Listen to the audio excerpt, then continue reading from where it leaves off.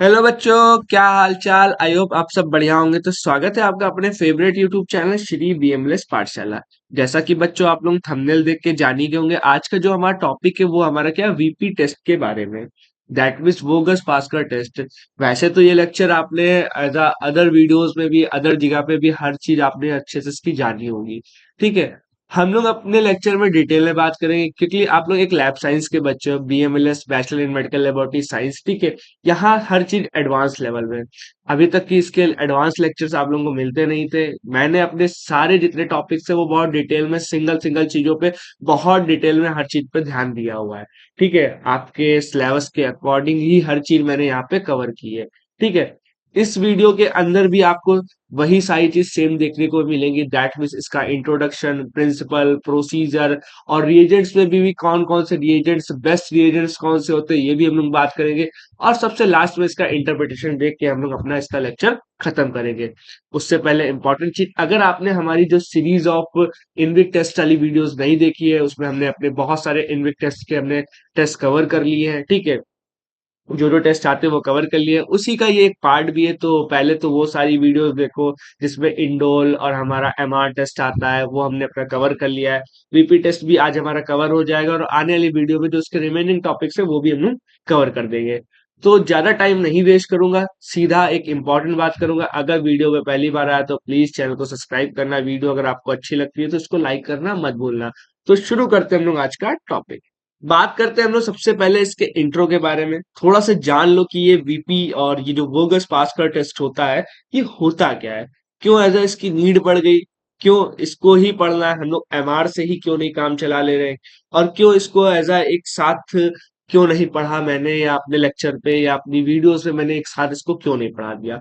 अलग अलग भी पढ़ाने की एक वजह है, वो भी अभी हम लोग इस वीडियो के अंदर जानेंगे। सबसे पहले जो वोगस पार्क्स टेस्ट है, हमारा पास का टेस्ट है, वो हमारा एक बायोकेमिकल टेस्ट है। ये चीज तो आप लोग जान ही गए होंगे कि हमारी सीरीज ऑफ बायोकेमिकल टेस्ट चल ही रह रही है। ठीक है। ये हमारा जो टेस्ट होता है ये बेसिकली क्या करता है, जो भी हमारे माइक्रो बैक्टीरिया यानी कि जो हमारे बैक्टीरियाज होते हैं, ठीक है, जो माइक्रो ऑर्गेनिज्म होते हैं, सॉरी, ठीक है, हम लोग उसकी बात कर रहे हैं। जो बैक्टीरिया होते हैं वो क्या करते हैं, हमारा ग्लूकोज का फर्मेंट करते हैं, उनको डिटेक्ट करते हैं। तो सर एमआर और इसमें डिफरेंस क्या है? जो हमारा एमआर टेस्ट था, ठीक है, जो मेथिलीन रेड की बात कर रहे हैं हम, उसकी बात कर ले वो, और हमारा वीपी, ठीक है, इसमें एक बहुत बस छोटा सा डिफरेंस है और ज्यादा नहीं है।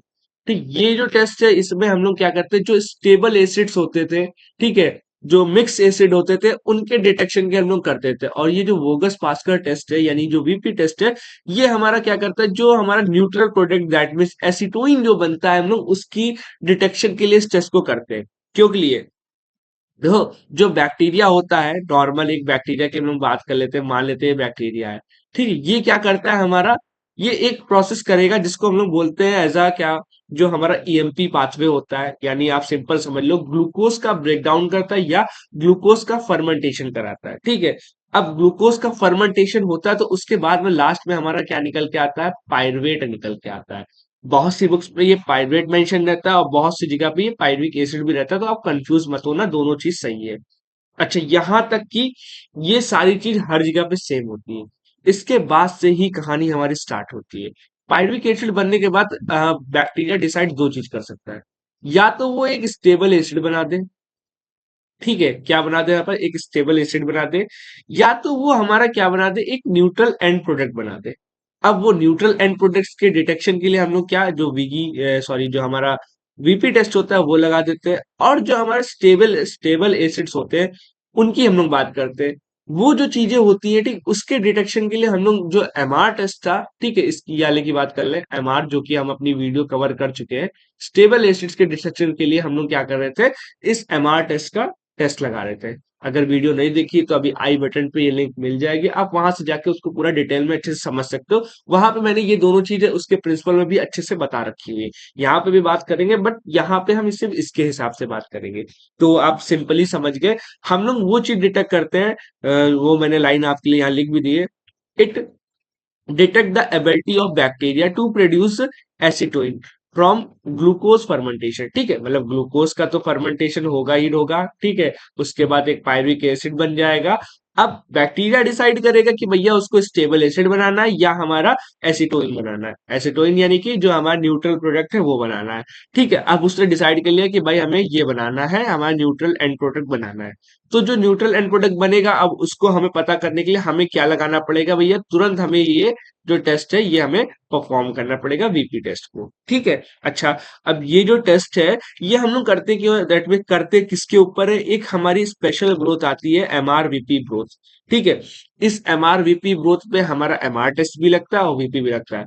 तो सर डिफरेंशिएट कैसे करेंगे, इनके रिएजेंट्स में डिफरेंस है। किस में डिफरेंस है, इनके रिएजेंट्स में डिफरेंस है। तो प्लीज ये चीज अच्छे से याद रखना, उसके रिएजेंट्स जाके देखना, मैंने लेक्चर कवर कर दिया है, वहां देखने लगे उसका रिएजेंट कुछ और है, और इसका जो रिएजेंट है वो हम मैंने अभी अपने लेक्चर में आगे उसको मैंने बता दिया है।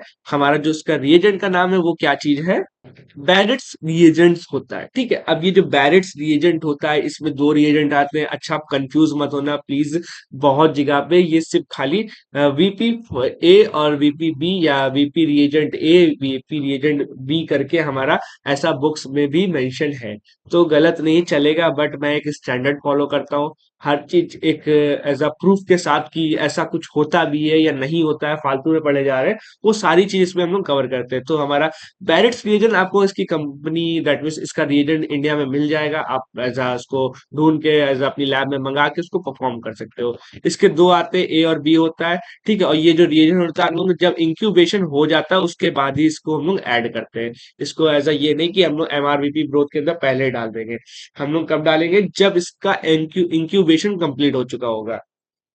फिर उसके बाद यहाँ पे क्या होगा, रेड कलर की डेवलपमेंट होगी। डेवलप क्या होगा, मेरे पास यहाँ पे एक रेड कलर हमारा बन जाएगा, और इसी से हम लोग पता कर सकते हैं कि भैया जैसे रेड कलर डेवलप हो गया तो हम लोग कह देंगे भैया ये वीपी पॉजिटिव है।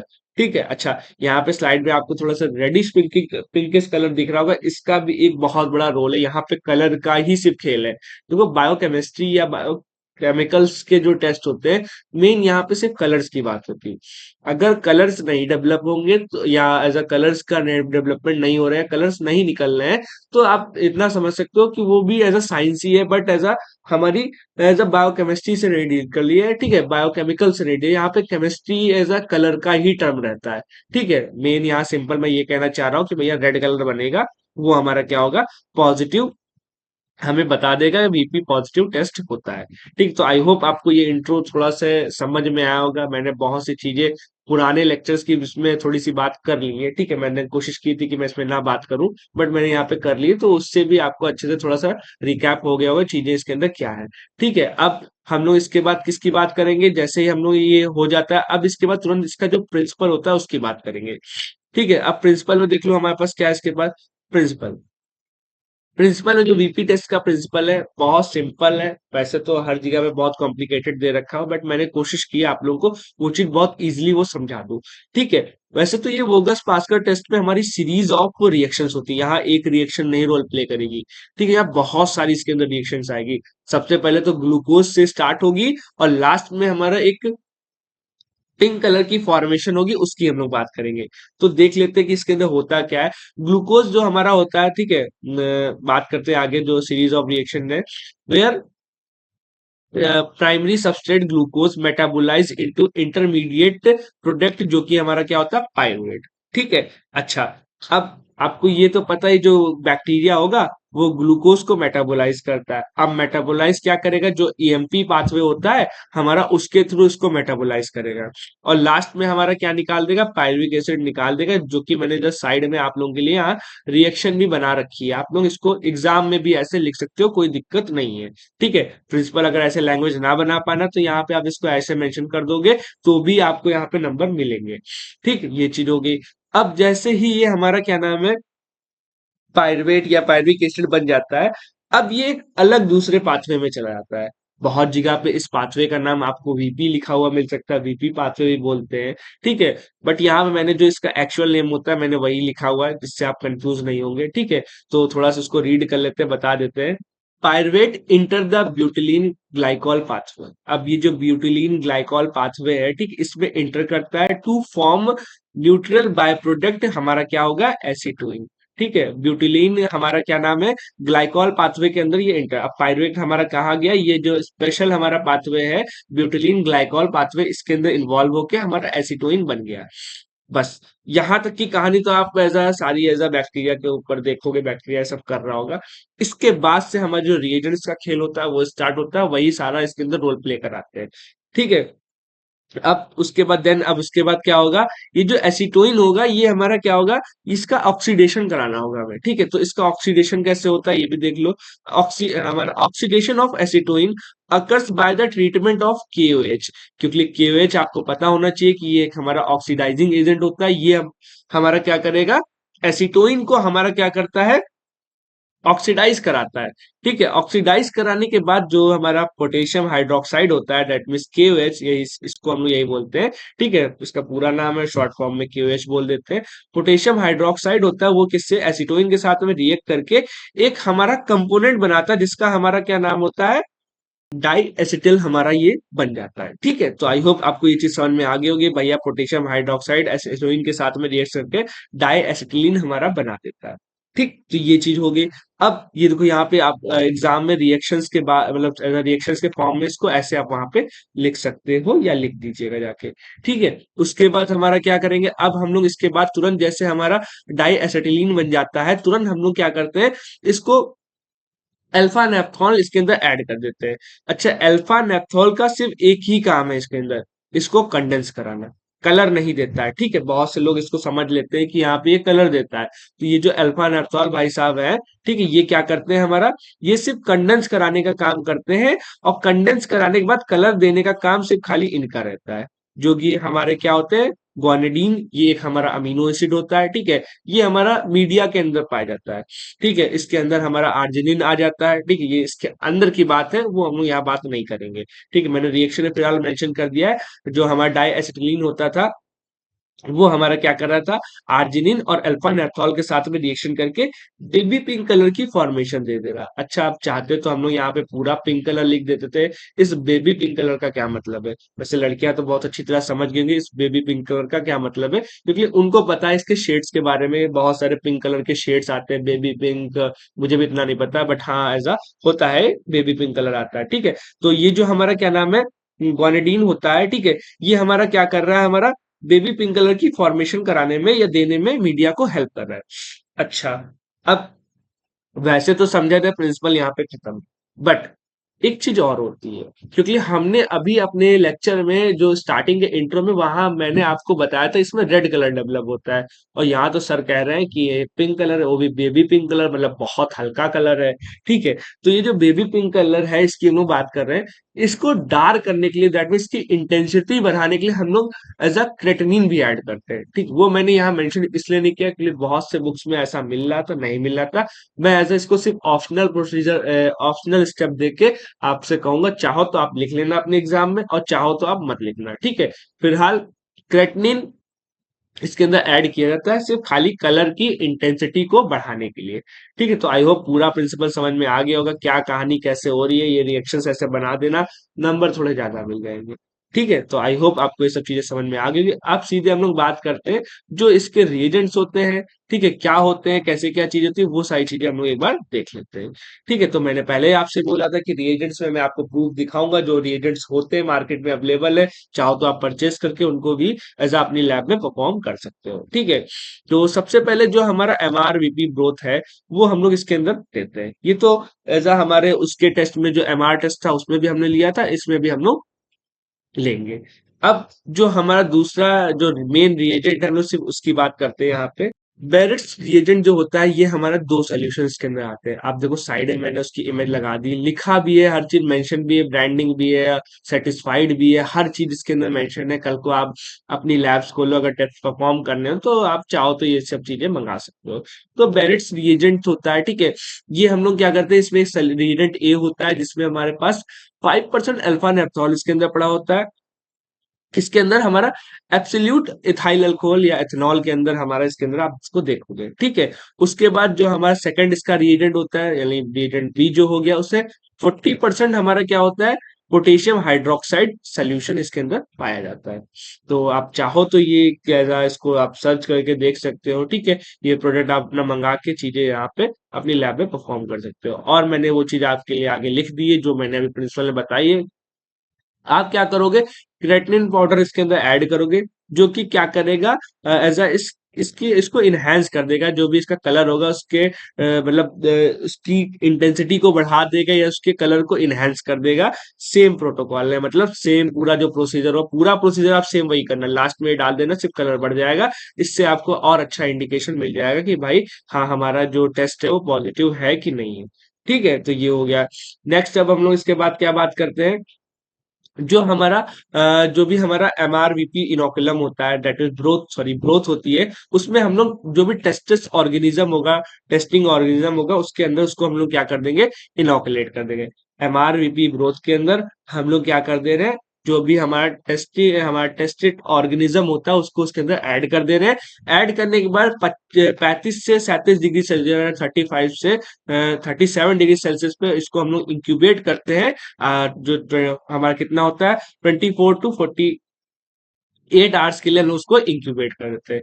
यहाँ तक कि स्टेप तो सारे वैसे ही सेम है। इसके बाद से आफ्टर इंक्यूबेशन आपको 1 ml, आपको ये जो मीडिया या जो कल्चर था या जो ये चीज थी, आपको इसको लेना है और एक क्लीन ड्राई टेस्ट ट्यूब के अंदर ट्रांसफर कर देना है।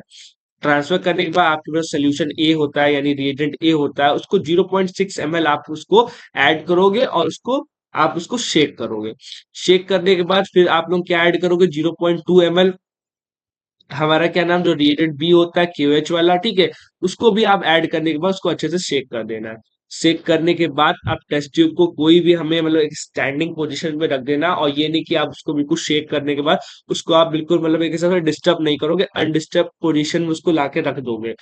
कितनी देर के लिए, जो टाइमिंग है वो प्लीज याद रखना, 10 से 30 मिनट के लिए उसको हम लोग रख देते हैं, और फिर उसका जो कलर चेंज होता है वो हम लोग उसको ऑब्जर्व करते हैं।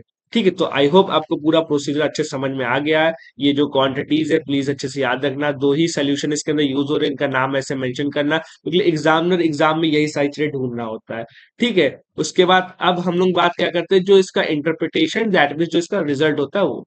ठीक है, रिजल्ट में आप देख लो कुछ नहीं, एमआर पॉजिटिव होगा तो आपको क्या रेड कलर का डेवलपमेंट दिखेगा, और जो हमारा एसिटोइन होता है वो इसके अंदर मतलब ऑर्गेनिज्म प्रोड्यूस कर रहा है। ठीक है, वो पाथवे का मैंने यहाँ नाम भी मेंशन कर दिया, वो इसके अंदर हो गया। और जो हमारा क्या नाम है नेगेटिव होता है, वो नो कलर चेंज हमारे यहाँ देता है, और कोई हमारा यहाँ पे एसिटोइन हमारा प्रोड्यूस नहीं हो रहा होता। ठीक है, आप देख सकते हो, अगर देखोगे तो ऐसा कुछ आपको देखने को मिलेगा, ये हमारा नेगेटिव है। और ये जो ऊपर इस टाइप का इतना कलर आ रखा है, ये हमारा रेडिश कलर है।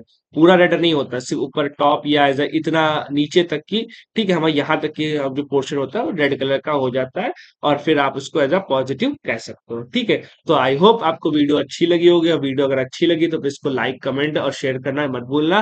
ठीक है, और एक चीज और, अगर इसके हैंड रिटन नोट्स वगैरह चाहिए तो प्लीज आप हमारे टेलीग्राम या इंस्टाग्राम अकाउंट पे आप मुझे डायरेक्ट डीएम करोगे, मैं आपको इसके सारे हैंड रिटन नोट्स वहां पे प्रोवाइड कराता हूँ।